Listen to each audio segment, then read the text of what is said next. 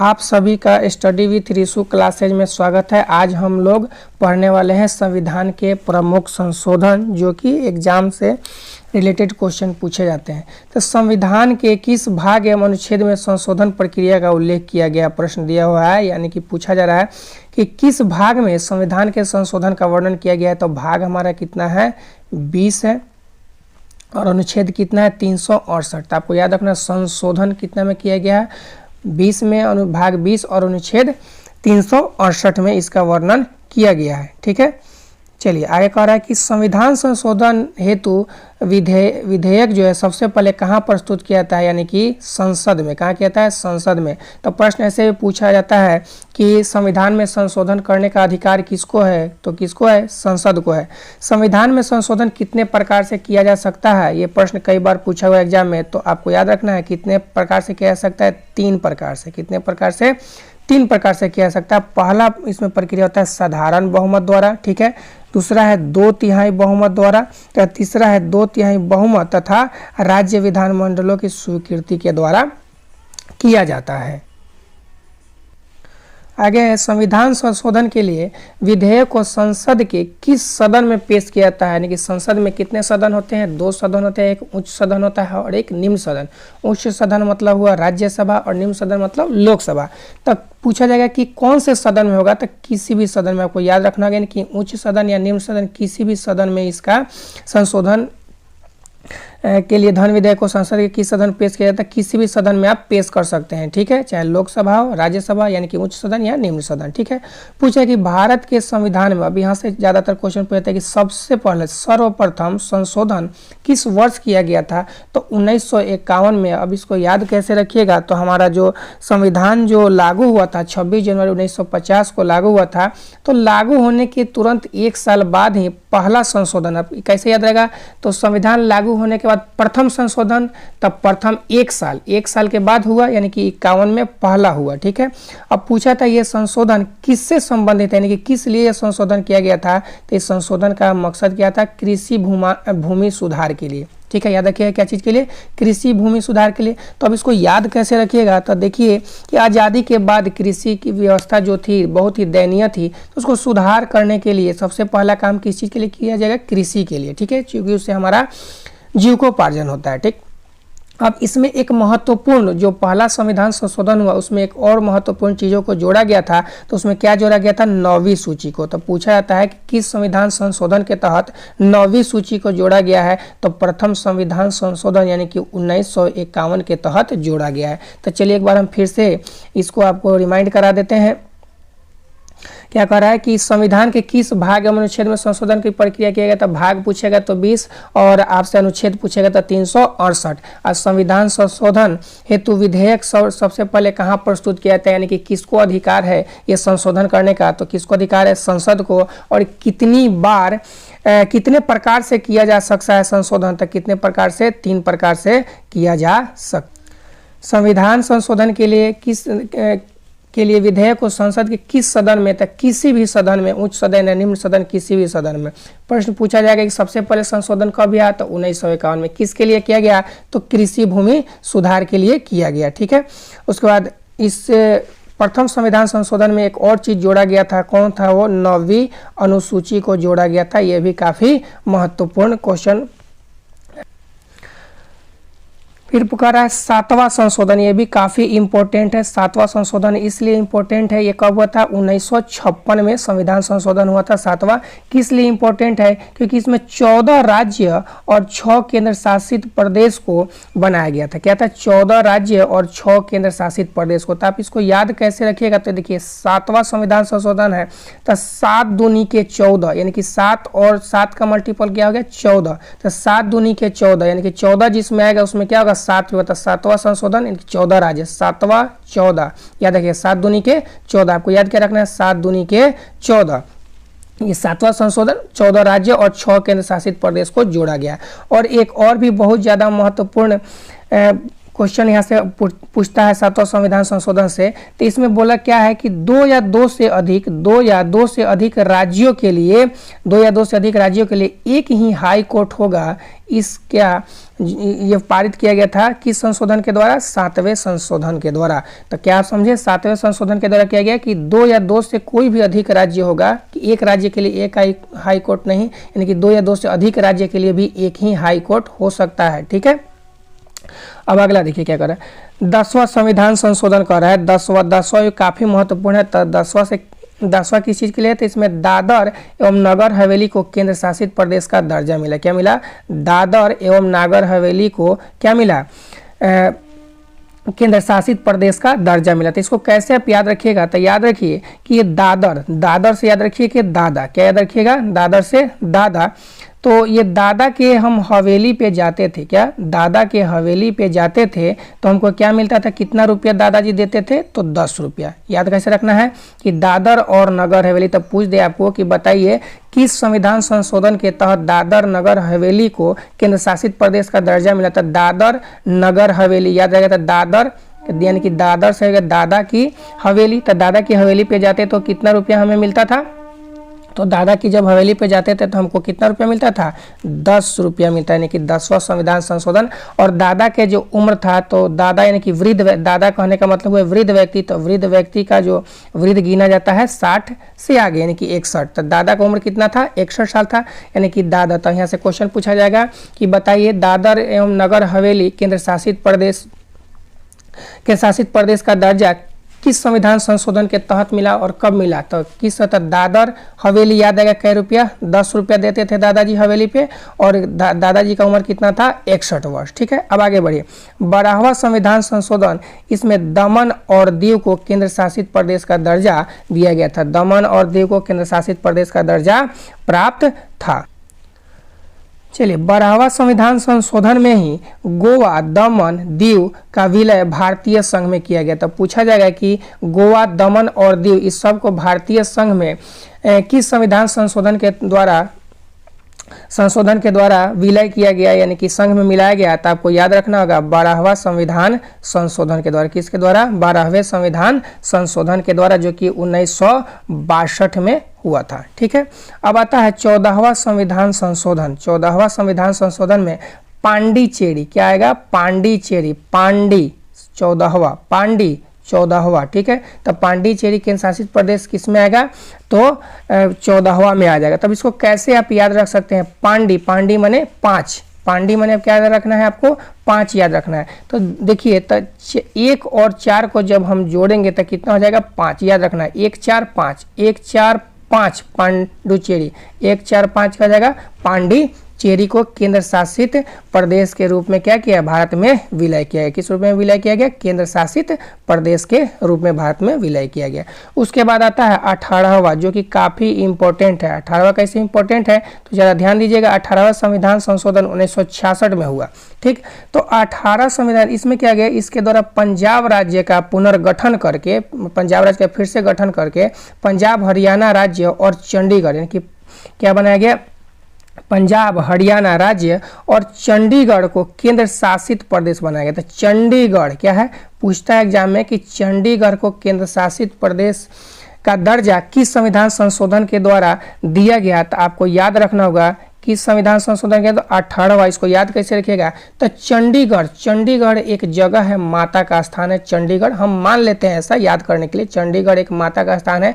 तो वहाँ पे नियम है, चंडीगढ़ जो है पहाड़ पे है, ऊंचाई पे है, तो वहाँ 18 से कम वर्ष के बच्चे नहीं जाते हैं। तो यानी कि आपको 18 वर्ष का होना होगा कहाँ जाने के लिए? चंडीगढ़ जाने के लिए। चंडीगढ़ जाने के लिए कितना वर्ष होना चाहिए? 18 वर्ष होना चाहिए। तो आपको याद रहेगा कि जैसे पूछा चंडीगढ़ पंजाब हरियाणा केंद्र शासित प्रदेश का, चंडीगढ़ को केंद्र शासित प्रदेश का दर्जा दिया कौन से संविधान संशोधन के द्वारा? तो चंडीगढ़ आपको याद आ जाना चाहिए कि चंडीगढ़ जाएंगे कब? जब 18 वर्ष के हो जाएंगे तब, यानी कि 18वां संविधान संशोधन हमारा ये होगा। 21वां संविधान संशोधन ये काफ़ी महत्वपूर्ण है। महत्वपूर्ण क्यों है? क्योंकि इसी के द्वारा 8वीं अनुसूची में सिंधी भाषा को जोड़ा गया। सिंधी भाषा को शामिल किया गया। किसमें किया गया? किस संविधान संशोधन के द्वारा? तो 21वीं 21वां संविधान संशोधन 1967 के द्वारा क्या जोड़ा गया, सिंधी भाषा को जोड़ा गया था। भाषा को किस में जोड़ा गया, 21 में, भाषा 21, भाषा 21, भाषा किस में, 21 में। लेकिन अनुसूची पूछेगा तो कितना हो जाएगा, 8वीं अनुसूची में। अनुसूची कौन सी, 8वीं अनुसूची में। जो अनुसूची में वीडियो प्लेलिस्ट में पड़ा हुआ है, जाकर देख सकते हैं, जिसमें वर्णन किया गया है, ठीक है, सब बताया हुआ है, ठीक। तो 8वीं अनुसूची में किस भाषा को जोड़ा गया, सिंधी भाषा को। लेकिन कौन सा संशोधन, बताइए कौन सा संशोधन, तो 21वां संविधान संशोधन के तहत, ठीक है। अब आता है 13वां संविधान संशोधन जो 1962 में हुआ था। तो इसमें क्या है, नागालैंड को राज्य का दर्जा। तो क्वेश्चन पूछता है यहाँ से कि नागालैंड को किस संविधान संशोधन के तहत राज्य का दर्जा प्राप्त हुआ। तो आपको याद रखना नागालैंड, इसको याद रखिए, नागा, नागा मतलब नाग, सांप। सांप जब काट लेता है तो आदमी की क्या होती है, मृत्यु हो जाती है। अब मृत्यु होने के बाद दाह संस्कार होता है जो 13वें दिन पे, कितने दिन पर, 13वें। तो आपको याद रखना चाहिए नागा, तो नागा से आपको याद आना चाहिए कि नाग काटेगा मृत्यु हो जाएगी। तो कौन सा चले, क्या होगा, 13वां मानेगा। नाग काटेगा क्या मानेगा, 13वां मानेगा, ठीक है, याद रहेगा। चलिए अब आइए 36वां संविधान संशोधन, ये भी काफी महत्वपूर्ण है, 1975 में होता है। इसके द्वारा सिक्किम को राज्य का दर्जा मिला 36। तो इसको कैसे याद रखिएगा, इसी से रिलेटेड है एक 56वां। तो 56वां किसको मिला, गोवा को। 56वां, 36 मिला सिक्किम को, 56 मिला गोवा को, 36 मिला सिक्किम को। यानी कि 36वां संविधान संशोधन के द्वारा किसको जोड़ा गया, सिक्किम को। 56वां संविधान संशोधन के द्वारा किसको जोड़ा गया है, तो गोवा को। आगे देखिए, अब यहाँ दे रहा है 22वां संविधान संशोधन। 22वां संविधान संशोधन ये भी काफी महत्वपूर्ण है, 1969 में होता है। इसमें क्या किया गया था, तो मेघालय को राज्य का दर्जा प्राप्त है, मेघालय को राज्य का दर्जा प्राप्त हुआ था। अब कैसे याद रखिएगा इसको 22वां, तो देखिए मेघालय, जब मेघ आता है तो मेघ यानी कि 22 टिप टिप करता है। तो याद रखिएगा एक गाना बना हुआ था, टिप टिप बरसा पानी, टिप टिप बरसा पानी। तो पानी कब बरसेगा, मेघ आएगा तो टिप टिप यानी कि टिप और टिप कै बार वर्णन कर रहे हैं, 2 बार। टिप टिप एक ही बार दो, टिप को हम ले लिए हैं 2, टिप टिप 2 बार, टिप टिप। तो टिप टिप यानी कि 22, टिप मतलब 2, टिप मतलब 2, यानी कि टिप टिप वर्षा। तो टिप मतलब क्या हो जाएगा, 22। तो क्या हो जाएगा ये, मेघालय। तब बोलिए मेघालय पूछा है, मेघालय को किस संविधान संशोधन के तहत राज्य का दर्जा प्राप्त हुआ, तब बता दीजिएगा। जैसे मेघालय तो मेघ आएगा तो टिप टिप बारिश, तो टिप टिप तो क्या हो जाएगा, 2, ठीक है। अब आ गया है 55वां संविधान संशोधन। 55वां संविधान संशोधन, इसमें अरुणाचल प्रदेश को राज्य का दर्जा प्राप्त हुआ। तो याद आपको कैसे रखना है कि अरुण जो है, अरुण का उम्र कितना है, कि आपके पड़ोसी एक चाचा है जिनका नाम है अरुण, उनका उम्र कितना है, 55। तो आपको हमेशा याद रखना है कि अरुण का उम्र कितना है, 55। अरुण का उम्र कितना है, 55, ठीक है। तो अरुणाचल प्रदेश आएगा तो क्या हो जाएगा, 55 हो जाएगा, ठीक है।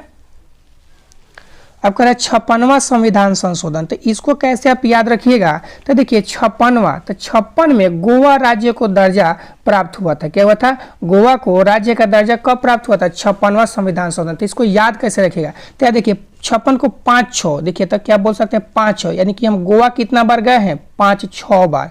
गोवा कितना बार गए हैं, 5-6 बार।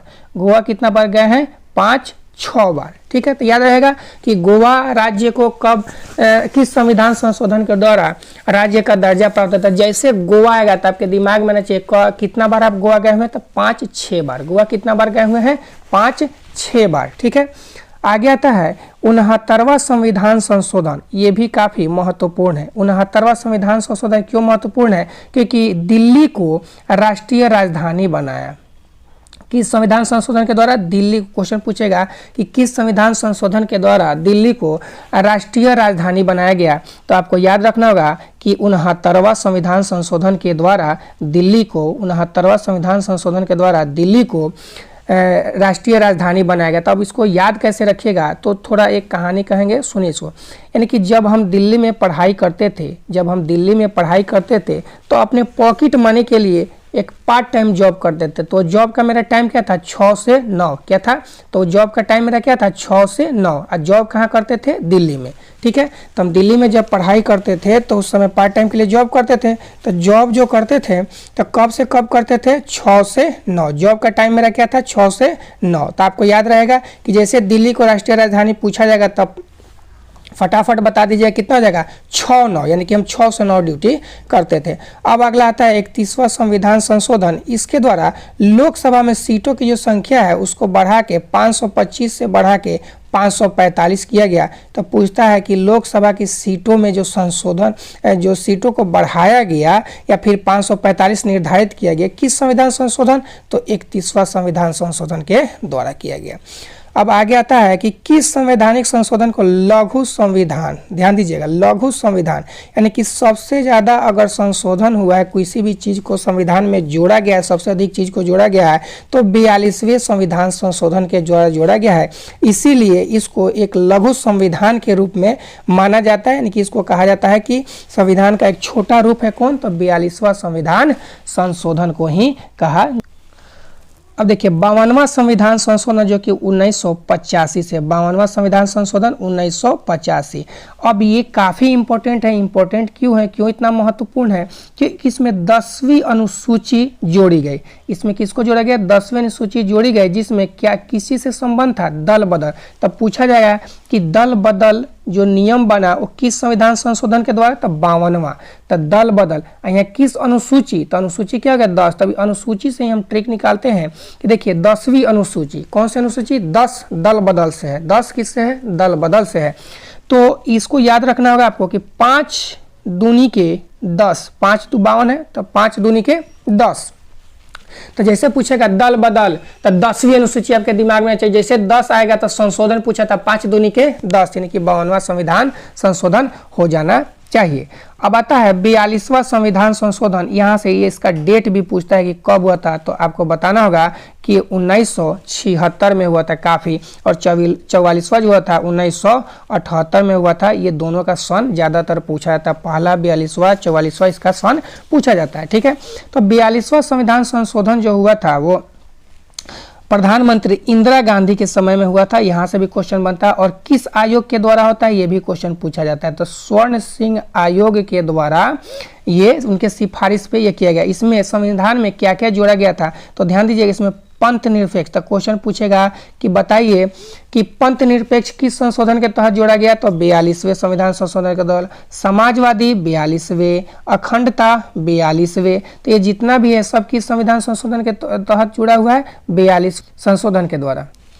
फिर मौलिक कर्तव्य का जो वर्णन किया गया है, शामिल किया गया, संविधान में जोड़ा गया था किस संशोधन के द्वारा? 42वें संविधान संशोधन के द्वारा। शिक्षा हो गया, वन और वन्य जीव एवं राज्य सूची के विषय को समवर्ती सूची में, राज्य सूची के विषय को किस में किया गया? समवर्ती सूची में शामिल किया गया। किस संशोधन के तहत? तो 42वें संविधान संशोधन के तहत। लोकसभा और विधानसभा का जो कार्यकाल जो पहले 5 वर्ष था, इसको बढ़ा करके कितना कर दिया गया? 6 वर्ष का। ध्यान दीजिएगा, लोकसभा और विधानसभा के कार्यकाल को 5 वर्ष से बढ़ा के 6 वर्ष कर दिया गया। किसमें? तो 42वें संविधान संशोधन के द्वारा। अब फिर इसको क्या कहता है? रिटर्न कर लिया था। फिर 6 से घटा करके 5 कर दिया था। किसमें? 44वें संविधान संशोधन में ऐसा किया जाता है। आगे बताते हैं। अब आता है 44वां संविधान संशोधन जो कि 1978 में। यहाँ से डेट भी पूछता है तो आप बता दीजिएगा 1978 में। ठीक है, अब इस संशोधन के द्वारा क्या क्या जोड़ा गया था?